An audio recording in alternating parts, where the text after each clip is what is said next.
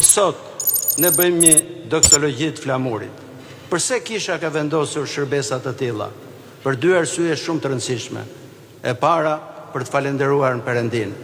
Dhe përsërisim vazhdimisht që kemi shumë arsye për ta falendëruar. Na ka dhënë një vend bukur, që ka gjithçka. Dhe ne jemi në këtë pjesë të globit si kujdestar kësaj pasurie. I Zotit është dheu e gjithçka që ndodhet në të, thot psalmisti. Gjë që do thot pronari i gjithdheut është Zoti, ne dhe jemi kujdestarët. Dhe përgjegjësia jonë është që të jemi kujdestarë të mirë, mundohemi ta lulëzojmë e ta bekojmë këtë vend.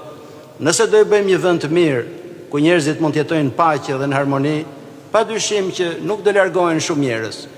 Gjithmonë ka një arsye që disa njerëz mund të largohen, po një largim masiv nuk do ndodhi nëse ne do jemi kujdestarë të mirë këtij vendi që na ka besuar Perëndia. Dhe e falenderojmë Perëndin për gjithçka që ka na dhënë.